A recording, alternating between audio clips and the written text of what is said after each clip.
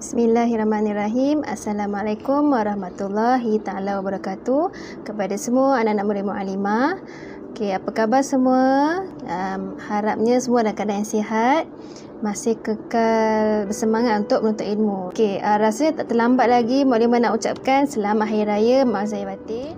Kita dekat rumah ni, Mu'allimah nak tanya, jaga solat tak 5 waktu?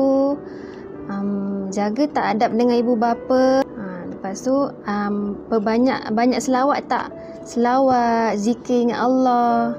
Dan kita buat apa-apa pun kita kena ingat Allah. Okay, kita sentiasa basahi lidah kita ni dengan ingat Allah, berselawat. Okay, apa-apa yang berlaku dalam hidup kita ni adalah kerana kasih sayang Allah. Apa-apa yang berlaku, tak kisahlah baik ke buruk, semuanya adalah tanda kasih sayang Allah. Hari ini Mu'allimah nak cerita mengenai satu kisah yang menunjukkan betapa luasnya kasih sayang Allah terhadap hamba-Nya, terhadap kita semua. Nabi Muhammad SAW bersabda, pada zaman dahulu, ada seorang lelaki yang telah membunuh 99 orang. Lelaki ni dah bunuh 99 orang, tapi dia nak bertaubat. Dia tahu dia dah berdosa, dah bunuh ramai orang, jadi nak bertaubat. Jadi dia pun pergilah jumpa orang yang untuk membimbing dia, yang boleh nasihat dia macam mana nak bertaubat. Lepas tu dia jumpalah seorang pendeta ni. Dia tanya kat pendeta ni, aku telah bunuh 99 orang, adakah taubat aku diterima? Lepas tu pendeta ni cakap apa? Dia cakap, tak, kamu telah, kiranya dia cakap dosanya tak dapat diampunkan. Tuhan tak dapat ampunkan dosa dia sebab dia dah bunuh ramai orang. Jadi apa yang berlaku, orang ni, lelaki ni geram, dia pergi bunuh pendeta ni. Bila dia bunuh pendeta ni, jadi genaplah 100 orang yang dia dah bunuh. Jadi tapi dia masih lagi nak bertaubat. Dia masih lagi nak bertaubat yang insaf. Jadi dia pun pergi cari orang lain. Dia jumpalah dengan seorang alim, seorang ahli seorang alim, ahli ilmu. Dia tanya dekat ahli ilmu ni, dia cakaplah yang dia dah bunuh 100 orang. Adakah masih diterima taubatnya? Seorang alim, ahli ilmu. Dia tanya dekat ahli ilmu ni, dia cakaplah yang dia dah bunuh 100 orang. Adakah masih diterima taubatnya? Alim ni dia kata, ya, masih boleh kan. Siapa yang berhak nak halang seseorang tu bertaubat? Lepas tu dia nasihatkan dekat orang ni, dia nasihatkan kat lelaki ni, dia cakap dia suruh lelaki ni pergi ke daerah yang lain, pergi ke satu daerah ni, yang daerah ni penduduk dia semua sembah Allah. Jadi dia suruh lelaki ni sama-sama sembah Allah dengan penduduk-penduduk yang ni.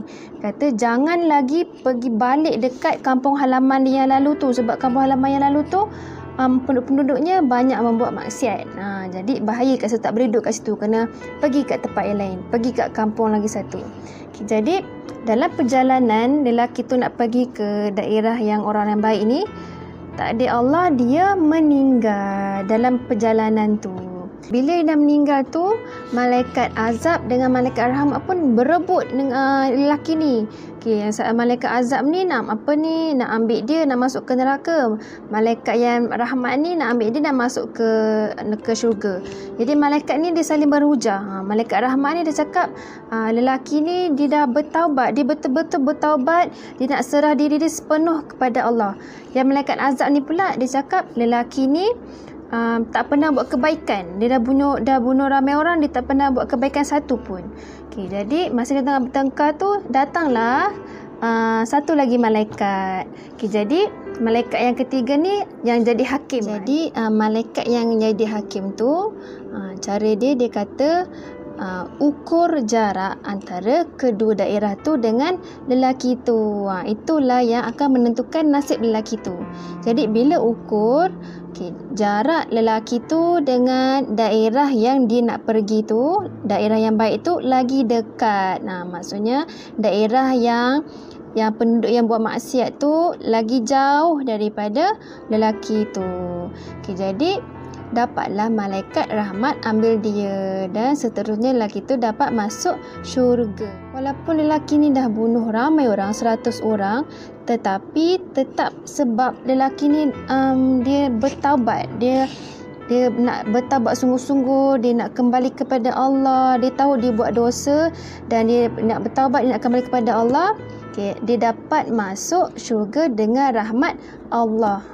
Jadi Allah ampunkan dosa-dosa dia sebabkan taubat dia yang sungguh-sungguh, taubat yang nasuha. Antara pengajaran daripada kisah ni, yang pertama, bila kita dah buat dosa, dah buat maksiat, kita kena bertaubat. Antara cara untuk kita bertaubat tu, kita kena berusaha untuk jauhkan diri daripada perkara yang boleh menggalakkan kita buat maksiat. Kita kena jauhkan diri daripada perkara yang boleh menjerumuskan kita kepada maksiat. Selain tu, pengajarannya ialah kita kena berdamping dengan ulama ataupun orang yang berilmu. Contoh macam yang dalam kisah tadi tu, orang tu bila nak bertaubat, dia pergi cari orang yang boleh nasihatkan dia, cari orang yang boleh bimbing dia. Macam tu juga kita, kalau kita ada masalah, kita ada satu perkara yang kita tak boleh nak selesaikan sendiri, jadi kita tanya orang lain, kita tanya orang yang lebih tahu, tanya orang yang lebih alim. Ketiga, yang paling mustahak yang kita kena tahu, Allah itu Maha Pengampun. Allah Al-Ghafur, Allah At-Tawwab. Allah Maha menerima taubat, Allah Maha Pengampun. Jadi bila kita tahu kita dah buat dosa, kita jangan sesekali putus asa dengan rahmat Allah. Kasih sayang Allah tu sangat luas. Jadi kita sentiasa meminta ampun daripada Allah. Kita kena sentiasa bertaubat. Kita manusia ni memang lemah. Kadang-kadang kita sentiasa buat taat, tapi kadang-kadang kita membuat maksiat juga.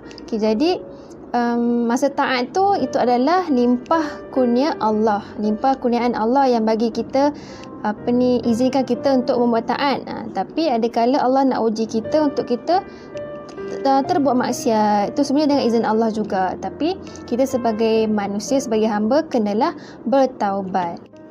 Jadi Mukadimah harap semua dapat pengajaran, dapat sesuatu daripada kisah lelaki ni. Jadi sebelum Mukadimah mengakhiri pesanan hari ini, macam biasa, tolong jaga solat 5 waktu. Lagi-lagi yang dah jam 4, dah jam 5, dah jam 6, tolong jaga solat 5 waktu. Lepas tu tolong jaga adab dengan ibu bapa dekat rumah. Jangan, tak boleh tinggikan suara dengan mak ayah. Tolong taat pada mak ayah. Kemudian perbanyakkan selawat. Perbanyakkan selawat. Banyakkan ingat Allah, zikir ingat Allah, istighfar, astaghfirullahalazim, selawat, Allahumma shalli ala sayyidina Muhammad.